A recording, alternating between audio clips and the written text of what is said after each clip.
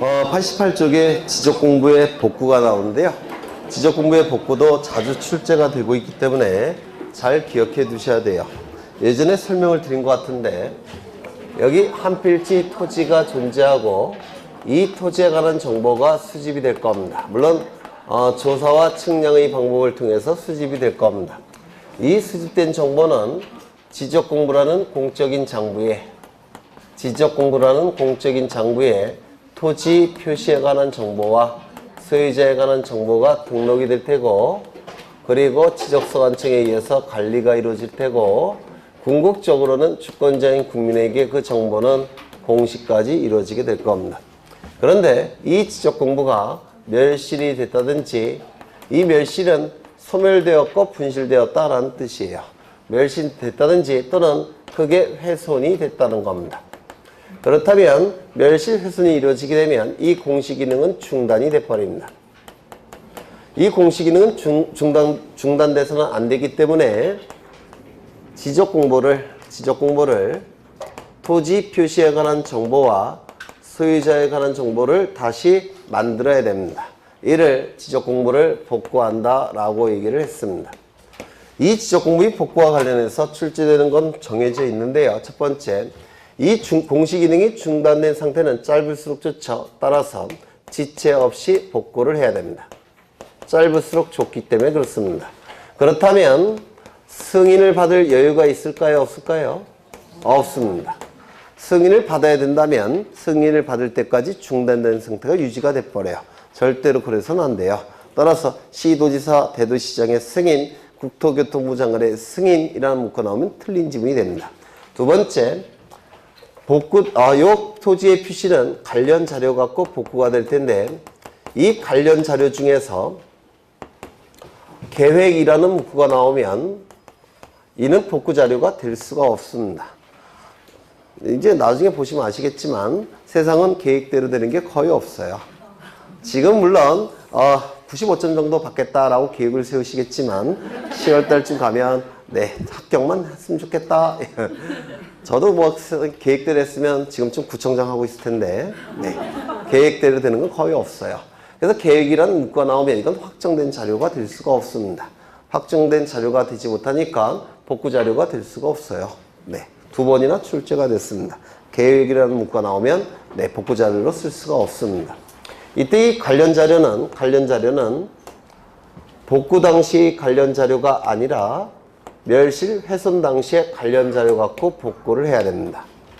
시간이 이렇게 흘러간다고 할 때 여기는 멸실 훼손 당시가 될 테고 여기가 복구 당시가 될 겁니다. 근데 이 복구 당시에 관련 자료 가지고 복구를 하게 되면 이 중간 단계에서 그 자료가 위조나 변제될 가능성이 있습니다. 그래서 엉뚱한 자료 가지고 복구될 가능성이 있기 때문에 해석을 어떻게 하냐면 멸실 당시에 복구 자료가 관련 자료 갖고 복구해야 된다 이렇게 해석을 합니다. 이거 좀 기억해 두셔야 돼요. 세 번째 출제, 이거 두 번째 출제가 되는 부분이고요. 세 번째 출제가 되는 것은 소유자의 복구 자료가 출제가 됩니다. 이게 가장 중요해요. 소유자의 복구 자료는 등기부가 있을 때는 등기부가 없을 때는 법원의 확정 판결을 갖고 복구합니다. 왜냐하면 소유권자를 정하는 기준은 등기부가 있을 때는 등기부가 되고 등기부가 없을 때는 법원이 인정을 해줘야 되기 때문에 그렇습니다. 그래서 이게 세 번째로 출제가 될 테고요. 네 번째가 이제 복구 절차가 출제가 됩니다. 이 복구 절차는 순서까지 암기하셔야 돼요. 순서를 오늘 볼 겁니다. 복구 절차의 순서. 프린트 보시면요. 없으신 분은 옆에 분과 보시면 되고요. 프린트 1번을 보시겠습니다. 맨 앞에 6쪽에 있습니다. 6쪽. 피셨어요? 네. 요 복구 절차 순서를 암기하셔야 돼요. 이거 출제가 되고 있기 때문에. 근데 이 복구 절차 순서를 암기하는 게 어렵지 않습니다. 왜냐면 시간의 흐름에 따라서 진행되고 있고 논리에 따라서 진행되고 있기 때문에 이거 암기하는 게 어렵지 않습니다. 또한 이 복구 절차에서 가장 중요한 것은 면적이에요. 왜냐면 가장 이해관계가 있는 자가 소유자겠죠. 소유자가 관심 있어 하는 부분이 바로 면적이니까 면적 위주로 복구 절차가 진행이 됩니다. 그래서 이제부터 좀 볼 거예요. 지적 공부가 멸실 훼손되게 되면 다시 만들어야 되는 것이 지적 공부의 복구라고 했죠. 만들기 위해서는 그 지적 공부와 관련된 각종 자료들을 조사해야 됩니다. 지적 공부와 관련된 각종 자료를 조사하게 돼요. 이를 복구 자료를 조사한다라고 얘기합니다. 이 복구 자료 조사를 통해서 이제 각종 관련 자료들이 수집이 될 겁니다. 이 수집된 자료는 두 개의 카테고리로 나눕니다. 첫 번째, 대장의 등록상을 증명할 수 있는 자료들. 두 번째, 도면의 등록상을 증명할 수 있는 자료들. 이렇게 두 개의 카테고리로 나눕니다. 그러면 왜 경계점 좌표 등록부는 언급을 안 하느냐? 안 해요. 왜? 좌표 등록부는 항상 존재하는 장부가 아니죠. 맞습니까? 또한 공유지 연명부 대지권 등록부도 언급하지 않습니다. 왜요? 항상 존재하는 장부가 아니기 때문에 그렇습니다. 그러면 토지와 관련해서 반드시 존재하는 장부는 딱 두 가지입니다. 뭡니까? 대장과 도면이에요. 이거 이해가 되십니까? 경계점 좌표 등록부는 항상 작성하는 게 아니죠. 지적 확정 측량 CC 지역, 축적 변경 측량 CC 지역에서만 좌표 등록부가 존재합니다. 또한 공유지 연명부와 대지권 등록부는 특수한 토지에 관한 특수한 장부일 뿐이죠. 항상 존재하는 장부가 아니에요. 항상 존재하는 지적 공부는 대장과 도면만 항상 존재하는 겁니다. 그렇다면 복구 자료 조사를 통해서 각종 자료들이 수집되는데 그 수집된 자료는 두 개의 카테고리로 나눕니다. 첫 번째, 대장의 등록사항을 증명할 수 있는 자료들. 대부분 문자로 구성되어 있을 겁니다. 두 번째, 도면의 등록사항을 증명할 수 있는 자료들. 대부분 그림 형태로 존재하게 될 겁니다. 이거 이해가 되십니까? 대장의 등록사항을 증명할 수 있는 자료를 가지고 복구 자료 조사서라는 서류를 작성합니다.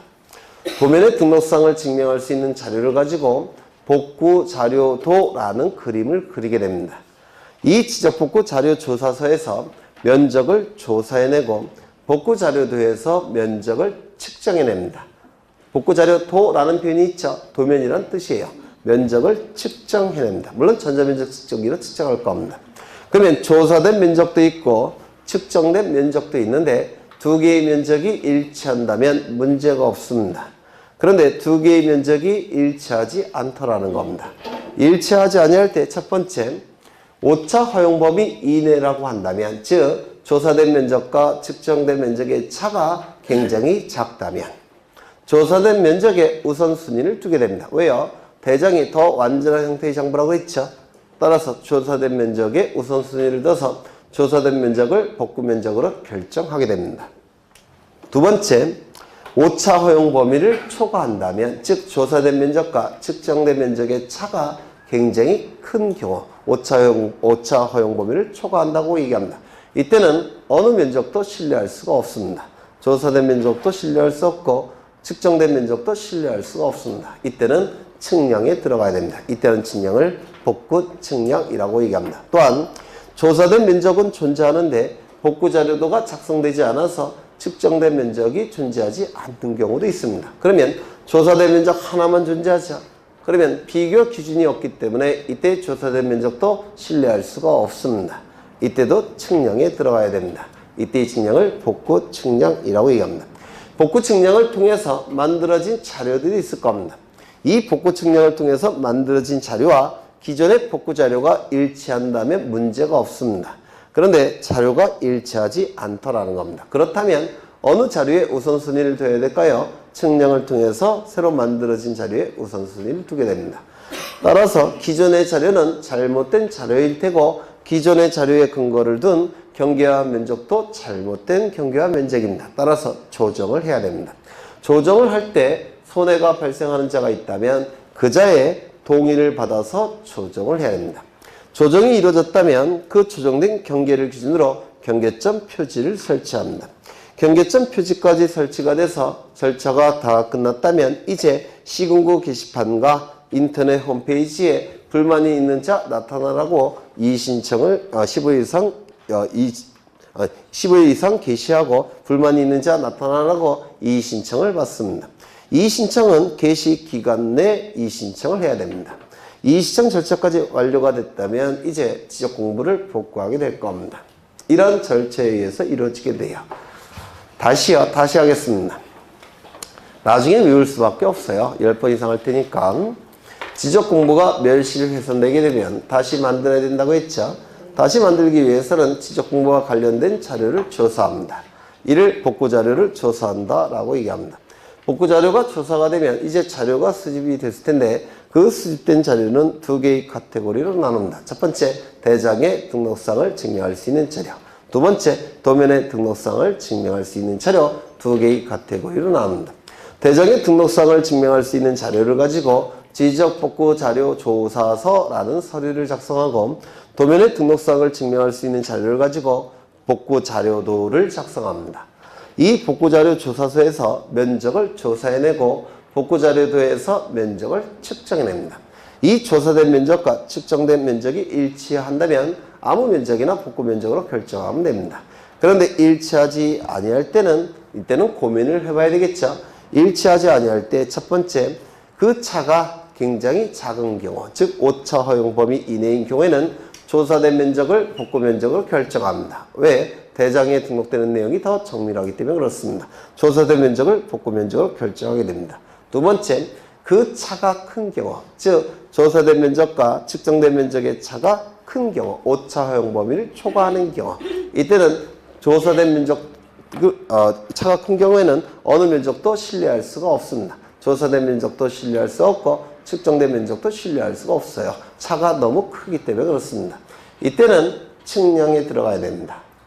또는 조사된 면적은 존재하지만 복구 자료도가 작성되지 않아서 면적을 측정하지 못한 경우, 즉 측정된 면적이 없는 경우, 이때도 조사된 면적을 신뢰할 수가 없습니다. 이유는 비교 기준이 없기 때문에 그렇습니다.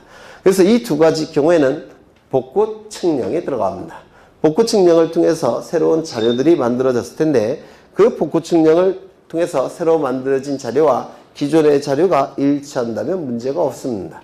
그런데 일치하지 않는 경우 이때는 복구 측량을 통해서 새로 만들어진 자료에 우선순위를 두게 됩니다. 따라서 기존의 복구 자료에 근거한 그 경계화 면적은 조정이 돼야 됩니다. 경계화 면적이 조정될 때 손해 발생한 자가 있을 겁니다. 그 자의 동의를 받아서 경계화 면적을 조정하게 됩니다.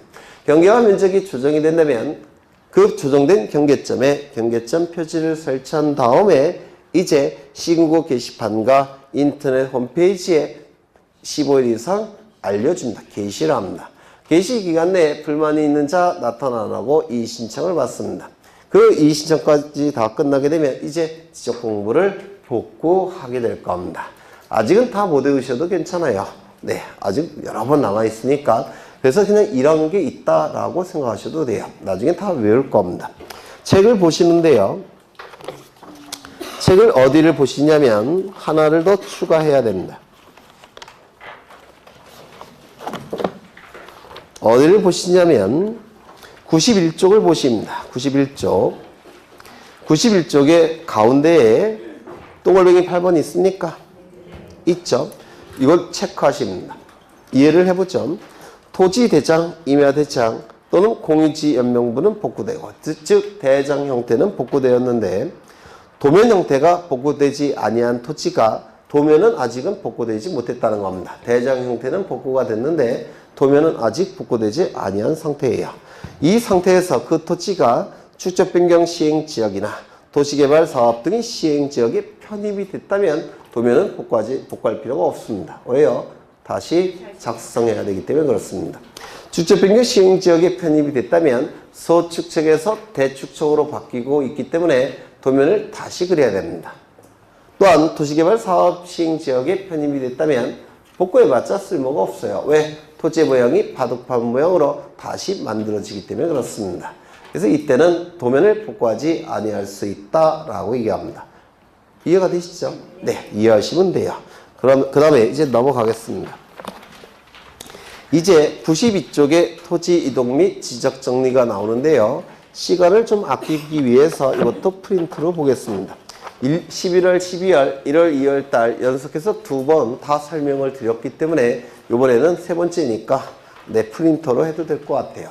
처음 오신 분들은 1, 2월 달 강의 꼭 들으셔야 돼요. 그래야지만 좀 이해가 되실 겁니다. 어디를 보시냐면 7쪽 보십니다. 7쪽. 그래서 11월부터 2월 달까지 제가 맨날 판사하던 그림이에요. 판사하던 그림이니까 지금은 이제 말로 좀 표현을 하겠습니다. 한 필지 토지에 관한 정보가 수집이 될 겁니다. 그림을 보세요. 제가 판사했던 그림이에요. 한 필지 토지에 관한 정보가 수집이 될 텐데 수집되는 방법은 두 가지 방법이죠. 조사와 측량의 방법을 통해서 수집될 겁니다.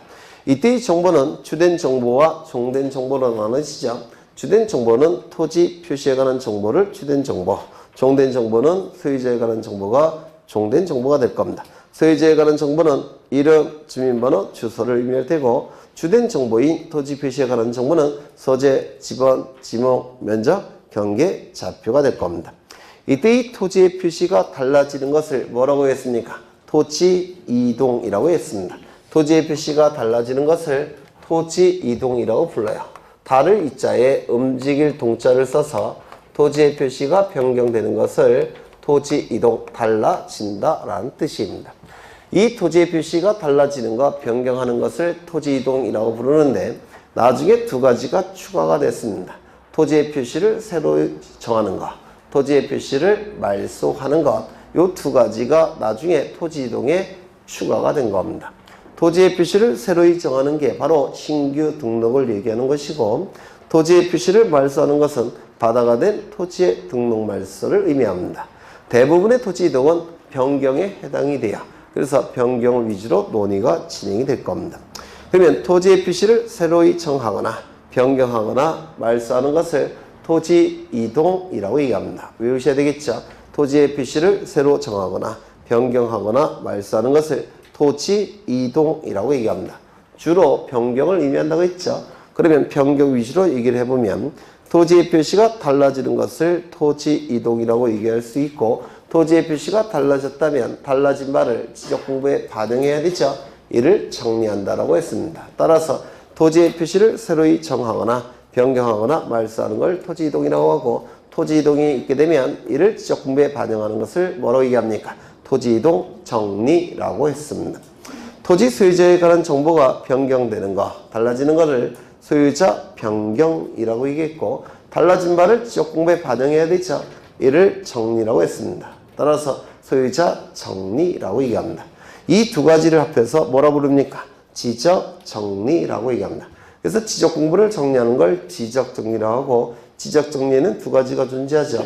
토지 이동 정리와 지적 정리 두 가지가 존재할 겁니다. 그렇죠. 지적 정리에는 두 가지 뭐가 있다고요? 토지 이동 정리와 지적 정리 두 가지가 존재할 겁니다.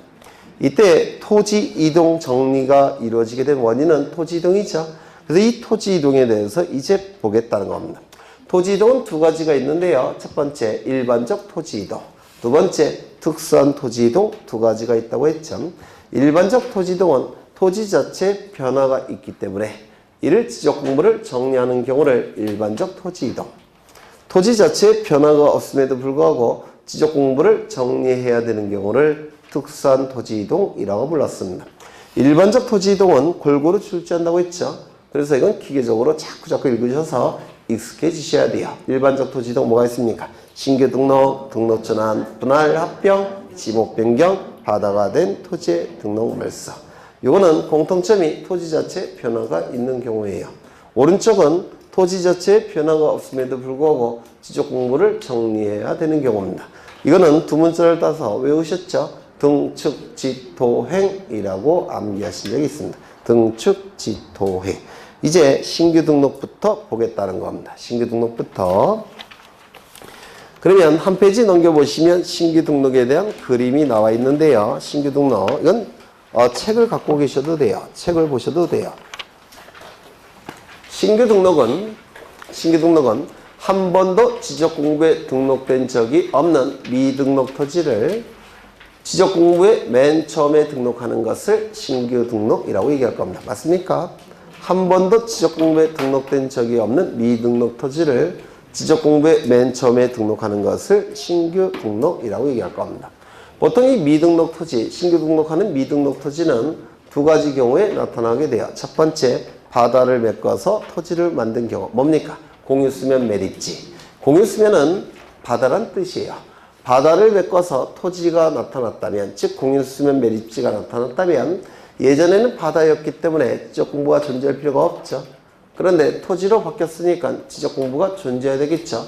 그래서 지적공부에 처음 등록하는 거 신규 등록이라고 부를 겁니다.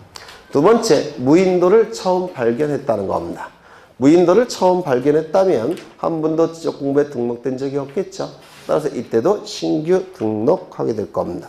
신규 등록을 신청하는 자는 그 자는 지적공부의 소유자로 등록이 될 겁니다. 맞습니까?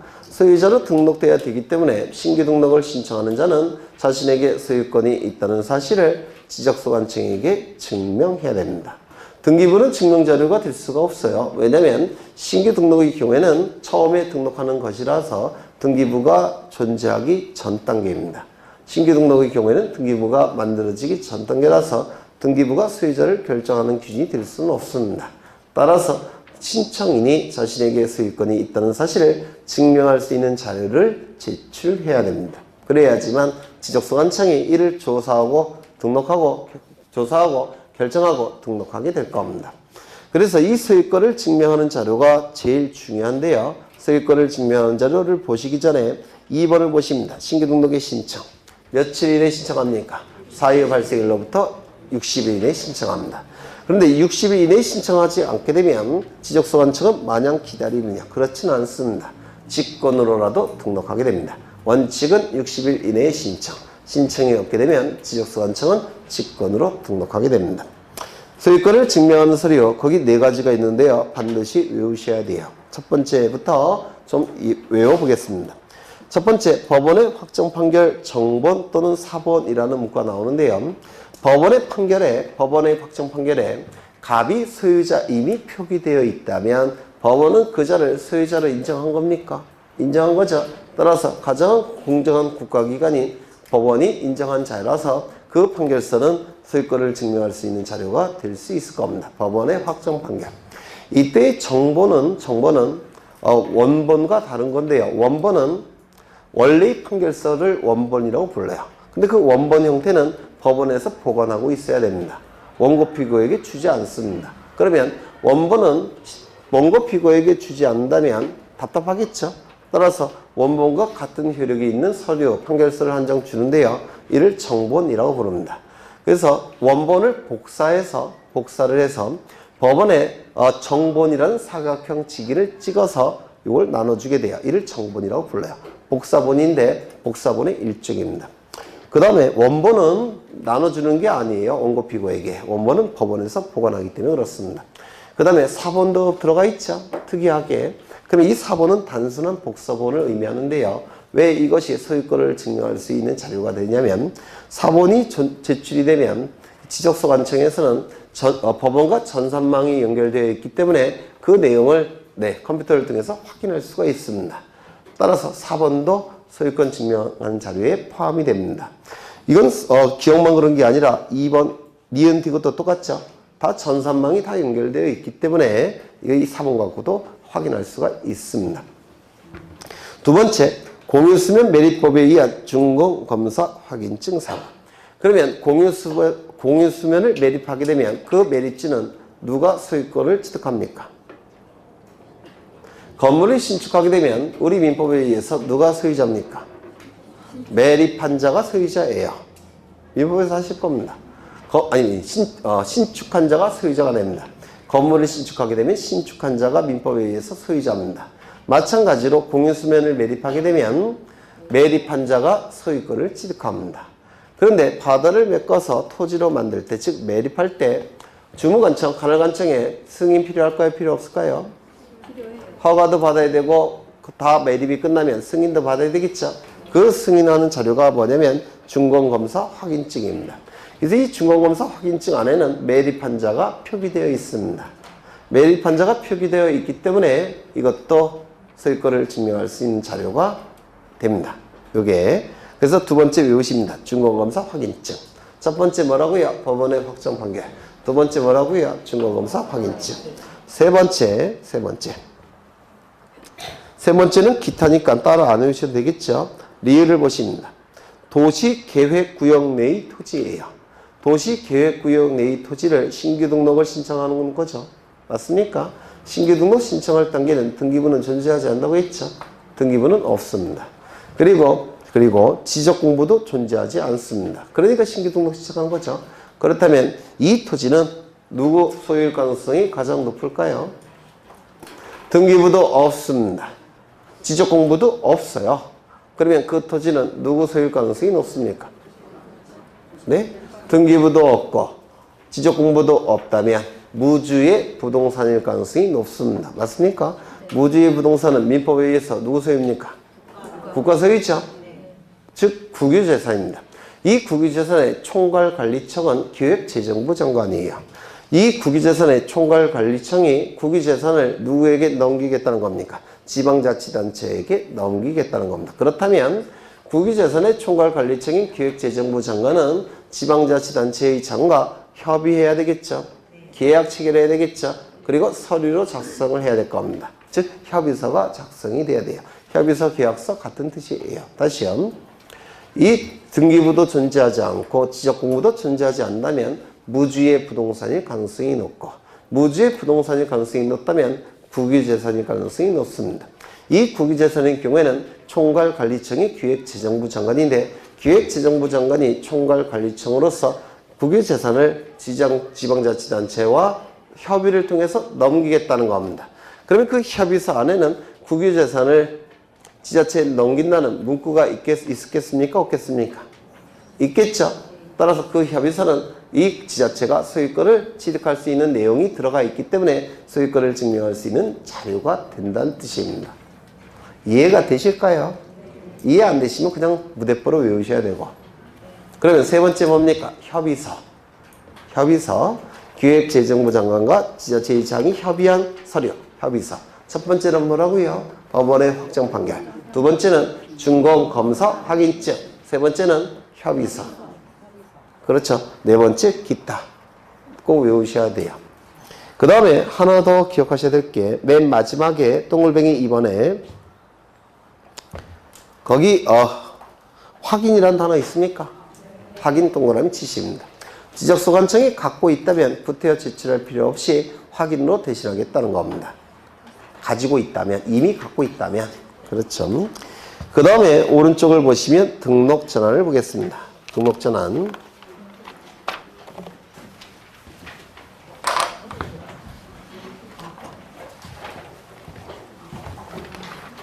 여기에 한 필지 토지가 존재합니다. 한 필지 토지가 존재하고요. 이 토지에 관한 정보가 수집이 됩니다. 수집되는 방법은 조사와 증명이 될 겁니다. 이 수집된 정보가 처음에는 어디에 등록이 됐느냐면 임야대장과 임야도에 등록된 상태입니다.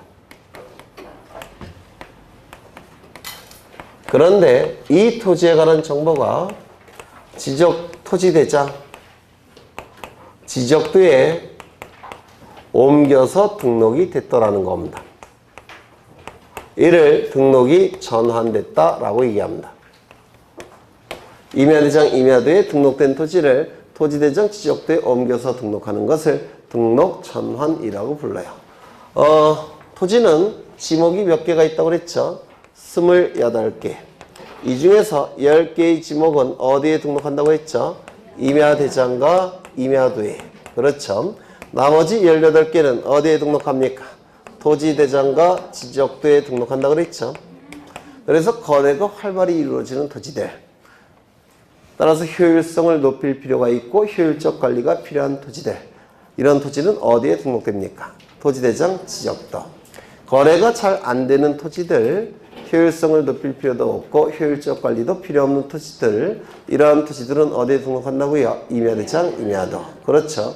그런데 여기에 해당되는 토지가 아까 외우셨죠? 철, 제, 천, 구, 유, 수, 묘, 목, 도, 임입니다. 철도용지, 제방, 하천, 국어, 유지, 수도용지, 묘지, 목장용지. 목장용지는 규모가 너무 커서 거래가 잘 안 돼요. 그 다음에 도로, 임야. 전부 다 지목이 부호예요. 그러면 이 토지가 처음에는 이 지목 중에 하나였다라는 겁니다. 그러면 처음에 어디에 등록되겠습니까? 임야대장, 임야도에 등록된 상태가 될 겁니다. 맞습니까? 그런데 그 지목이 이쪽 지목으로 바뀌었다는 겁니다. 바뀌었다면 더 이상 임야대장 임야대에 등록할 수 없을 겁니다. 옮겨서 등록해야 되겠죠. 토지대장 지적도에 옮겨서 등록을 해야 될 겁니다. 이를 등록이 전환됐다라고 얘기를 했습니다. 이 등록 전환은 두 가지 이유 때문에 만들어졌다고 그랬죠. 첫 번째, 토지의 효율성을 높일 목적으로, 즉 토지의 효율적 관리를 위해서. 두 번째, 도면의 정밀도를 높이기 위해서. 이 두 가지 이유 때문에 만들어졌다고 했습니다. 이건 금방 설명을 드렸어요. 그렇죠. 이쪽에 등록되는 지목이었는데 이쪽에 등록되는 지목으로 바뀌었다면 효율성을 좀 더 높여야 되겠죠. 효율적 관리가 필요할 겁니다. 그 다음에 두 번째는 임야도는 보통 축척이 6,000분의 1이에요. 지적도는 보통 축척이 600분의 1 아니면 1200분의 1입니다. 1200분의 1이 더 많아요. 왜냐면 시골의 땅이 더 많기 때문에 그래요. 도시지역은 거의 600분의 1입니다. 그래서 600분의 1 아니면 1200분의 1입니다. 그러면 도면이 좀 더 정밀해집니까? 임야도보다 지적도에 등록하는 것이 경계가 좀 더 정밀하게 그려지겠죠. 도면의 정밀도가 높여질 겁니다. 그렇죠. 그러면 소축척에서 대축척으로 바뀌니까 경계 바뀔까요? 안 바뀔까요? 경계 바뀝니까? 바뀝니다.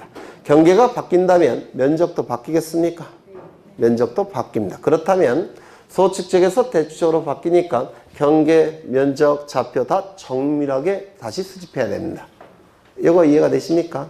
면적, 경계, 좌표를 정밀하게 수집해야 된다면 뭐가 필요할까요? 측량이 필요합니다. 맞습니까? 이때 하는 측량을 등록 전환 측량이라고 불러요. 소축척에서 대축척으로 바뀌니까 면적, 경계, 좌표가 정밀해질 테고 면적, 경계, 좌표가 정밀해져야 되니까 측량이 필요합니다. 이때 하는 측량을 등록 전환 측량이라고 부릅니다. 소축척에서 대축척으로 바뀌고 있기 때문에 측량이 필요한데 이때 하는 측량을 뭐라고요? 등록 전환 측량이라고 부릅니다. 이 등록 전환 측량을 통해서 경계와 좌표가 보다 정밀하게 수집이 됩니다. 경계와 좌표가 보다 정밀하게 수집됐다면 이 정밀해진 경계와 좌표를 가지고 면적도 보다 정밀하게 수집할 수 있겠죠. 맞습니까? 그때의 면적을 등록 전환될 면적이라고 불렀습니다.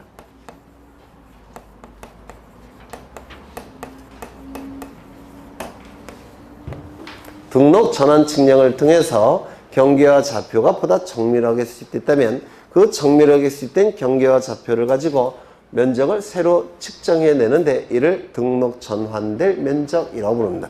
이 등록 전환될 면적을 토지대장에 등록하게 되면 여기에 등록이 이루어지면 등록 전환이 이미 된 면적, 등록 전환된 면적이라고 불러요. 그러면 요 의미와 요 의미 차이점 느끼십니까? 네? 토지대장에 등록된 이후의 면적을 등록 전환이 된 면적, 토지대장에 등록되기 직전의 면적을 등록 전환될 면적. 구별되시죠? 네. 그런데 이건 생략을 합니다. 보통. 그래서 등록 전환 면적이라고 불러요. 보통 생략을 해서. 그런데 이 임야대장의 면적이 10,000제곱미터로 등록된 상태입니다. 면적은 어디에 등록된다고 했죠? 토지대장, 임야대장에만 등록한다고 했죠? 이 임야대장에 10,000제곱미터로 등록이 됐는데 새로 구해진 면적이 얼마냐면 11,000제곱미터입니다. 그러면 이 차가 무시할 정도로 작습니까? 작죠? 따라서 이 면적을 여기다가 등록합니다. 11,000제곱미터로 등록하고 이 차는 무시할 정도로 작으니까 그냥 내버려 둡니다. 차가 너무 작으니까. 그렇죠? 그런데 여기에 10,000제곱미터로 등록된 상태에서 측량을 통해서 새로 구해진 면적이 얼마냐면 11,000제곱미터라는 겁니다. 그러면 이걸 여기다가 등록해요. 11,000제곱미터. 그리고 이 면적과 이 면적은 차가 너무 크죠? 너무 크니까 이건 너무나도 잘못 등록된 면적입니다. 따라서 요거를 고칩니다. 11,000제곱미터로. 나중에 증거 자료가 될 수가 있어요. 소송에 들어갔을 때. 그래서 이걸 고치는데요. 이때는 지적소관청이 직권으로 고칩니다. 신청이 없어도 너무나도 잘못된 면적이라서 직권으로 정정을 하게 됩니다. 꼭 기억해 두셔야 돼요. 정리하죠. 임야 대장에 등록된 면적과 등록 전환될 면적의 차가 5차 허용 범위 이내일 때는 등록 전환될 면적을 등록 전환 면적으로 등록하고 그냥 끝납니다. 그런데 임야 대장에 등록된 면적과 등록 전환될 면적의 차가 5차 허용 범위를 초과할 때는 등록 전환될 면적을 등록 전환 면적으로 결정하고 임야 대장에 등록된 면적을 직권으로 정정해야 됩니다. 이거 이해가 되시죠? 네. 그리고 두 번째, 여기 임야 대장은 소유자에 관한 정보도 등록되는데요. A라고 등록되어 있습니다. 그런데 등기부에는 누가 소유자로 등기가 되어 있느냐면 갑으로 등기되어 있습니다. 그러면 여기 토지 대장에 등록되는 소유자는 A입니까? 갑입니까? 네? 임야 대장에는 소유자가 A로 등록되어 있는 상태고요. 등기부에는 소유자가 갑으로 등기되어 있는 상태입니다. 그러면 임야 대장에 등록된 내용은 전부 다 토지 대장 옮겨서 등록해야 되겠죠. 그러면 여기 이 토지 대장에 등록되는 소유자는 A로 등록합니까? 갑으로 등록해야 됩니까? 네? A로 등록합니다. 그리고 등기부를 기준으로 해서 이걸 고칩니다. 이러한 절차를 거치게 돼요. 그래서 임야 대장에 등록된 토지 소유자를 토지 대장에 등록하는 겁니다. 물론 나중에 고칠 겁니다. 이거 이해가 되십니까? 네, 요 정도 기억하시면 되는데요. 이 등록 전환과 관련해서 몇 가지를 꼭 기억해 두셔야 되는데, 개념과 관련해서 첫 번째, 이 등록 전환 제도는 첫 번째, 이건 등록 전환입니까? 아닙니까? 아니라고 했죠. 토지대장 지적도에 등록된 토지를 임야대장 임야도에 등록을 바꾸는 건 등록 전환이 아니에요. 왜요? 정밀도 어떻게 됩니까? 떨어지죠. 정밀도 떨어지고 효율성도 떨어지죠. 등록 전환 제도의 취지와 충돌을 일으킵니다. 따라서 임야대장 임야도에 등록된 토지를 토지대장 지적도에 옮겨서 등록하는 건 등록 전환이지만 그 역은 등록 전환이라고 할 수 없습니다. 이게 개념과 관련해서 출제가 되고, 두 번째, 이 등록 전환 제도는 지목 변경을 수반합니다. 그렇죠? 이쪽 지목에서 이쪽으로 바뀌는 게 등록 전환 아닙니까? 따라서 지목 변경을 수반합니다. 그런데 예외적으로 지목 변경을 수반하지 않는 등록 전환이 세 가지가 있다고 했는데 기억나십니까? 지목 변경을 수반하지 않는 등록 전환이 세 가지가 존재합니다. 첫 번째, 대부분의 토지가 등록 전환되어 나머지 토지를 임야도에 존치시키는 것이 불합리한 경우에는 나머지 토지마저도 지목 변경 없이 등록 전환을 합니다.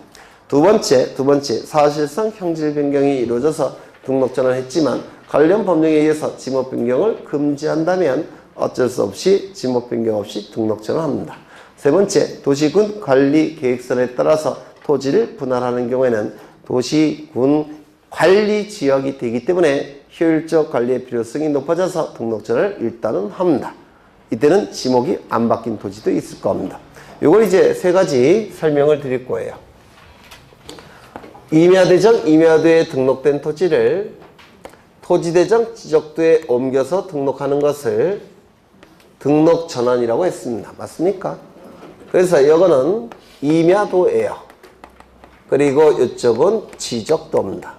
이렇게 등록을 바꾸는 것을 등록 전환이라고 얘기했습니다. 그렇죠? 그런데 이 임야도 안에는 굉장히 많은 토지들이 등록된 상태입니다. 이렇게 등록되어 있는 상태예요. 이 토지들의 지목이 뭐냐면 임야로 예를 들겠습니다. 그래서 이거 임. 모든 필지가 임으로 등록되어 있을 겁니다. 이렇게 등록되어 있는 상태입니다. 임야니까 당연히 임야도에 등록되어 있겠죠. 여기까지 되셨나요? 네. 그런데 여기에 건물을 짓습니다. 다 밀어내고 아파트를 짓습니다. 이럴 수 있습니까? 있죠. 다 아파트를 짓습니다. 그러면 이거는 뭐로 바뀐 겁니까? 대지로 바뀐 겁니다. 대지는 어디에 등록해야 될까요? 가장 비싼 땅이니까 토지대장 지적도에 등록할 겁니다. 맞습니까? 그러면 이 토지들은 전부 다 이쪽에 등록이 돼야 돼요. 이쪽에. 물론 똑같이 안 그려도 돼요. 왜냐면 아파트 단지니까 안 그려도 되는데 그냥 뭐 그리겠습니다. 그러면 이쪽으로 옮겨서 등록해야 되겠죠. 다 지목이 뭐로 바뀝니까? 대지로 바뀌겠죠. 그러면 더 이상 임야도에 등록할 수 없습니다. 그러면 임야도에서는 어떻게 해야 될까요? 지워줘야 됩니다. 이렇게 지워질 거예요. 이렇게 지워줄 겁니다. 너무 많이 지웠네. 그런데 요거는 아파트가 들어서지 않았습니다. 그럼 지목이 안 바뀌었죠? 그래서 나머지 토지들만 이쪽으로 옮겨서 등록한 겁니다. 나머지 토지만. 그렇다면 요 한 필지 때문에 임야도를 존치시켜야 되겠습니까? 요 한 필지, 요 싸가지, 아니요. 요 한 필지 때문에 임야도를 존치시킨다는 건 비경제적으로 보는 겁니다. 한 필지 하나 때문에 임야도를 존치시키게 되면 지적소관청은 양쪽을 관리해야 됩니다. 양쪽을 소관청에서 관리해야 되니까 일이 많아져요. 따라서 이는 비경제적으로 봅니다. 비경제적이란 얘기는 합리적이지 못하다는 뜻이에요. 비합리적으로 봅니다. 그러면 어떻게 해야 되겠습니까? 이것도 이쪽으로 옮겨서 등록해야 되겠다는 겁니다. 두 개를 관리하지 말고 이거 하나만 관리하는 겁니다. 지적소관청이. 이거 이해가 되십니까? 그러면 이 부분도 이쪽으로 등록해야 되는데, 옮겨서 등록해야 되는데, 지목은 안 받겠죠? 뭐로 등록하겠습니까? 임으로 등록하고, 이거는 폐쇄를 해버립니다. 그럼 이제 이걸 말로서 표현을 하겠습니다. 대부분의 토지가 등록 전환돼요. 나머지 토지를 위해서 임야도를 존치시키는 것이 비합리적이라면, 비합리적인 건 제거돼야 되죠? 따라서 나머지 토지마저도 등록 전환을 하겠다는 겁니다. 이 나머지 토지는 지목이 바뀐 적이 없어요. 따라서 지목 변경 없이 등록 전환을 하게 됩니다. 다시요. 그림을 떠오르신 다음에 그걸 말로 표현하실 수 있으셔야 돼요. 대부분의 토지가 등록 전환돼요. 나머지 토지를 임야도에 존치시키는 것이 비합리적이라면, 불합리하다면 나머지 토지마저도 지목 변경 없이 등록 전환을 합니다. 되셨습니까? 네. 두 번째, 요건 마찬가지로 임야도입니다. 그런데 이 임야도의 토지가 지적도로 바뀌는 것을 뭐라고 했습니까? 등록전환이라고 했습니다. 그렇겠죠? 이 안에는 많은 토지들이 등록되어 있습니다. 많은 토지들이 등록되어 있는데요. 이 토지의 지목은 전부 다 임입니다. 즉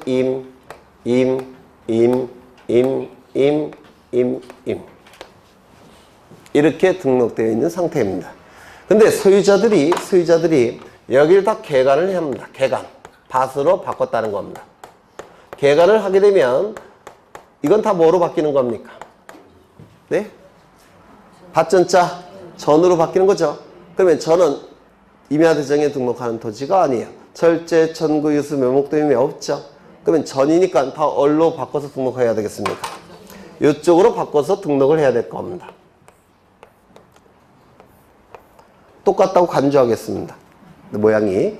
그러면 여기 전으로 다 개간이 됐으니까 이쪽에 전으로 등록해야 되겠죠. 여기까지 되셨습니까? 문제는 이 지역은 그린벨트 지역입니다. 그린벨트 지역이어서 관련 법령에 의해서 지목을 바꾸는 것이 금지되어 있는 상태입니다. 근데 이 등록 전환은 실질을 갖고 판단을 하는 거예요. 실질을 갖고. 사실상 형질이 변경이 되었기 때문에 등록 전환을 했습니다. 그런데 그린벨트 지역에서 관련 법령에 의해서 지목 변경을 금지하고 있다면 어쩔 수 없이 지목 변경 없이 등록 전환할 겁니다. 이거 이해가 되십니까? 다시요. 사실상 형질 변경이 이루어져서 등록 전환했지만 관련 법령에 의해서 지목 변경을 금지하고 있다면 어쩔 수 없이 지목 변경 없는 등록 전환을 할 겁니다. 이게 두 번째입니다. 세 번째. 마찬가지로 임야도입니다. 이 임야도 안에는 굉장히 많은 토지들이 등록되어 있는 상태예요. 그런데 이 지역에 이렇게 도시군 관리계획선이 지나갔다는 겁니다. 그럼 이 도시군 관리계획선이 그어졌다면 이 안에 들어오는 토지들은 이제 관리지역이 됩니다. 즉 효율적으로 관리해야 됩니다. 효율적으로 관리해야 되기 위해서 어디 쪽으로 옮겨 등록해야 되겠습니까?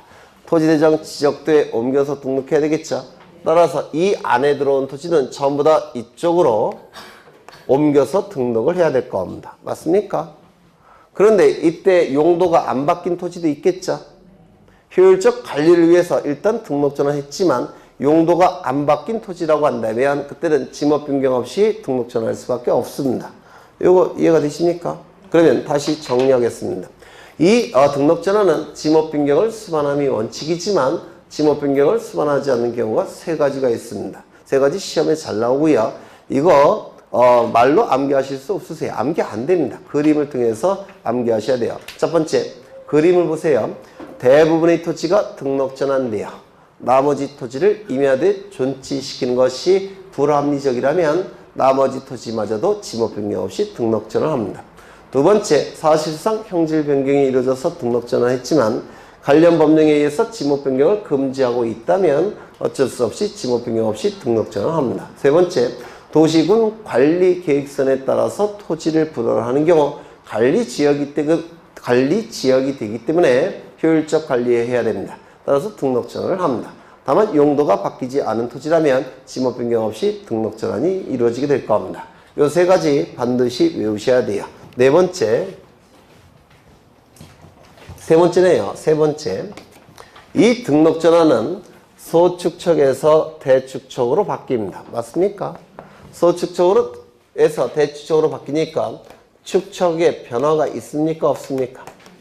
축척에 변화가 있습니다. 그렇다면 이 축척의 변화는 축척 변경 제도와 같은 의미이냐? 요게 문제가 됩니다. 예전에 설명을 드렸던 거예요. 축척 변경 제도와 같은 의미이냐? 만약에 축척 변경 제도와 같은 의미라고 한다면 우리 공간정보법에 규정되어 있는 축척 변경에 관한 규정들은 전부 다 이 등록 전환에 적용될 수밖에 없습니다. 그러면 이게 같은 의미입니까? 다른 의미입니까? 다른 의미라고 했죠. 이 축척 변경 제도는 소축척의 지적도에서 대축척의 지적도로 바뀌는 것이 축척 변경 제도예요. 그런데 이 등록 전환은 소축척의 임야도에서 대축척의 지적도로 바뀌는 게 등록 전환입니다. 그러면 요게 다르죠? 맞습니까? 따라서 등록 전환의 축척의 변화는 축척 변경 제도와 완전히 다른 겁니다. 그렇다면 축척 변경에 관한 공간정보법의 규정은 등록 전환에 적용될 여지가 있다 없다? 없다. 이렇게 얘기를 하게 될 겁니다. 이런 내용들이 쭉 출제가 됩니다. 이런 내용들이 책을 좀 보겠습니다. 등록 전환에 의의가 나와 있는데 의의는 이게 출제가 됩니다. 그렇죠. 이게 출제가 될 겁니다.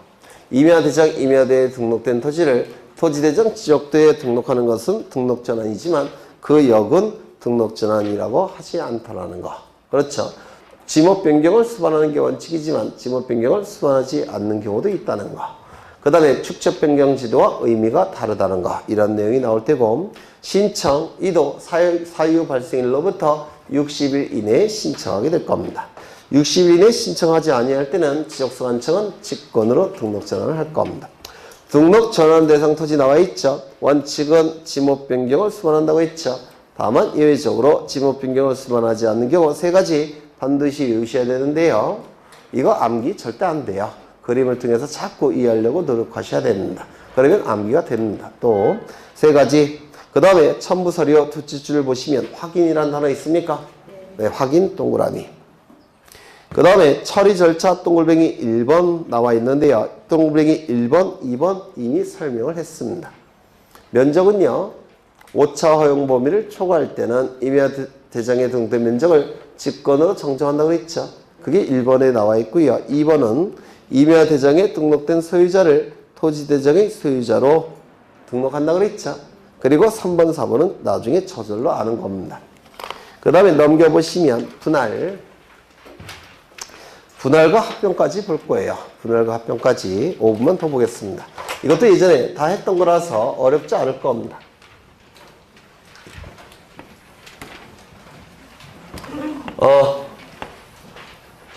한 필지 토지를 두 필지 이상으로 나눠서 지적공부에 등록하는 걸 뭐라고 했습니까?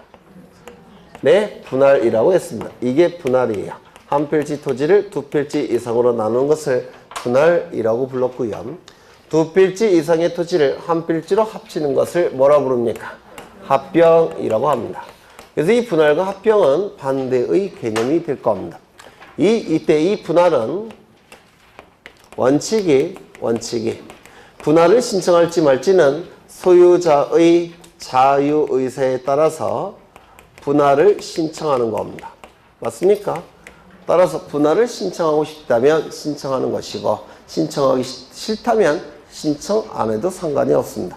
어디까지나 소유자의 자유의사입니다. 다만 예외적으로 이 예외가 자주 출제되죠. 예외적으로 일정한 경우에는 소유자는 60일 이내에 분할을 신청해야만 됩니다. 의무예요.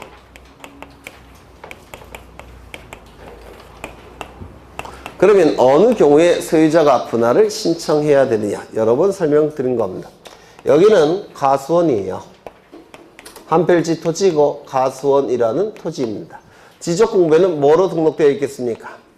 지목이 토지의 표시가 가수원으로 등록되어 있겠죠. 그리고 소유자는 갑인데요. 소유자는 갑이 됩니다. 그래서 갑은 사과나무를 열심히 키우고 있는 중입니다. 그런데 이 가수원 농사를 더 열심히 하기 위해서 살고 있던 집을 팔고서 여기다가 주거용 건물을 이렇게 짓습니다. 그러면 이 주거용 건물은 가수원의 필수 시설일까요? 아닐까요? 필수 시설물이 아닙니다. 따라서 가수원 안에 포함시킬 수가 없습니다. 맞습니까? 그렇다면 이 주거용 건축물의 부지는 가수원에 포함시킬 수 없고 또한 이 건물을 지을 수 있는 토지는 대지죠. 그렇다면 양입지가 될 수 있습니까? 양입지도 될 수가 없어요. 필수 시설물 부지도 아니고 양입지도 될 수 없다면 이 부분은 어떻게 해야 될까요? 쪼개야 됩니다. 그렇지 않겠습니까? 건축물 부지는 이건 대지죠. 이 대지는 양입지도 될 수도 없고 그 다음에 필수 시설물 부지도 될 수가 없으니까 이 대지는 쪼개야 됩니다. 쪼개서 이 부분을 한 필지로 해서 별도의 지적 공부를 만들어야 돼요. 대로. 이거 이해가 되십니까? 그럼 이걸 말로 표현하셔야 돼요. 한 필지의 일부가 형질 변경 등으로 용도가 달라진 경우에는 일필일목의 원칙을 반드시 지켜야 됩니다. 여기다가 같이 대로 표기할 수는 없죠. 일필일목의 원칙상 안 되죠. 따라서 한 필지 일부가 형질 변경 등으로 용도가 달라진 경우에는 용도가 달라진 날로부터 60일 이내에 소유자는 분할을 신청해야만 됩니다. 60일 이내에 신청하지 않게 되면 지적소관청은 직권으로 바꿀 겁니다. 되셨습니까? 두 번째 합병. 이 합병도 분할의 반대의 개념이니까 원칙은 토지 소유자의 자유의사에 달려 있습니다. 자유의사에 따라서 합병을 신청할지 말지는 소유자의 자유의사에 달려 있습니다. 다만 예외적으로 이때도 예외가 인정이 되는데요. 예외적으로 60일 이내에 소유자가 합병을 신청해야만 되는 경우가 있다고 했죠. 어느 경우라고 했습니까? 철, 제, 천, 구, 유, 수, 학, 그 다음에 도, 그 다음에 부, 채, 공, 장. 이 지목이 될 때는 즉 이 토지들이 철제, 천구, 유수학도, 부채, 공장의 지목이 되는 경우에는 이때는 합병을 신청해야만 됩니다. 60일 이내에. 전부 다 지목의 부호인데요. 공통점은 공익성이 강조되는 지목들이에요. 공익적 사업을 제대로 잘 하기 위해서는 합병을 신청해야만 되겠다는 겁니다. 전부 다 지목의 부호인데 이것만큼은 지목의 부호는 아니고요. 이건 공동주택의 부지인데 공동주택의 부지에서 그 부자를 딴 겁니다. 나머지는 전부 다 지목의 부호예요. 철은 철도용지, 제는 제방, 전은 하천, 구는 국어, 유는 유지, 수는 수도용지, 학교용지, 도로, 공동주택의 부지, 체육용지, 이건 뭘까요? 네? 공장용지는 장이죠, 장. 공원, 그 다음에 이건 공장용지. 그렇죠. 외워두셔야 돼요. 여기에 이상한 지목 하나 집어넣고서 틀린 지문으로 만듭니다. 예를 들어서 제방 있네. 뭐가 빠진 게 묘지 하나 집어넣고서 틀린 지문으로 만들어요. 그래서 기억해 두셔야 됩니다. 그 다음에 하나 더 보셔야 될 게 있는데, 두 필지 이상의 토지가 한 필지로 합쳐서 지적공부에 등록하는 게 합병입니다. 맞습니까? 그렇다면 합병에 의해서 한 필지가 되고 있기 때문에 이 합병 요건 안에는 한 필지 성립 요건이 들어가 있습니다. 요거 이해가 되실까요? 두 필지 이상의 토지가 합쳐져서 한 필지가 되고 있죠. 그렇다면 합병 요건 안에는 한 필지 성립 요건도 들어갈 수밖에 없습니다. 그러면 이 합병 요건 안에 한 필지 성립 요건이 들어가는데, 한 필지 성립 요건 뭘까요? 지범부여 지역이 동일할 것, 소유자가 동일할 것, 지목이 동일할 것, 집안이 연속적일 것, 축척이 동일할 것, 등기 여부가 동일할 것. 이게 합병 요건 안에 들어갈 수밖에 없습니다. 이거 좀 외워두셔야 돼요. 그리고 4개의 요건이 추가가 되는데, 그 4개의 요건은 나중에 할 거예요. 아직은 여러분들이 민법 지식이 좀 제가 의심하고 있기 때문에 조금 더 올라가신 다음에 나머지 4개의 요건을 설명을 드릴 겁니다. 여하간 요거는 좀 꼭 기억해 두십니다. 그래서 오늘은 합병까지 봤다고 간주하고요.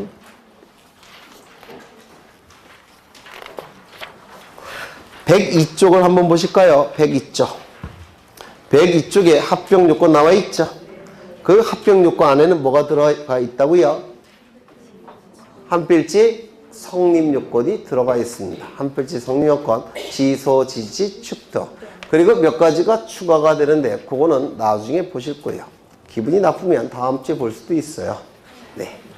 그 다음에 맨 밑에 보시면 처리 절차가 나오는데요. 여기 보시면 한 필지가 두 필지 이상으로 나눠지는 것이 분할이라고 했죠. 그러면 분할의 경우에는 측량이 필요할까요? 필요 없을까요? 필요합니까? 왜요? 경계를 새로 그려야 되니까. 맞습니까? 그러면 분할의 경우에는 면적 측정이 필요할까요? 필요 없을까요? 필요하죠. 왜?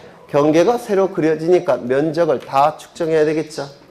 그러면 두 필지 이상의 토지를 한 필지로 합치는 게 합병인데, 합병은 측량이 필요할까요? 아니요. 필요 없습니다. 기존의 경계를 지워주기만 하면 돼요. 도면상 이렇게 지웁니다. 도면에서 그냥 공무원들이 이렇게 지워버리고 끝나요. 따라서 측량이 필요 없습니다.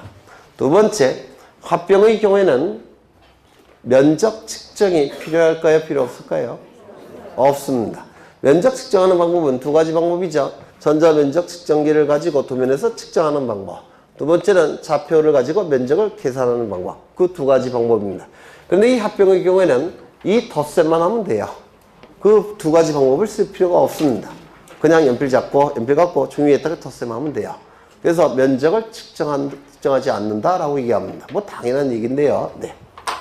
그래서 오늘은 합병까지 볼 거고요.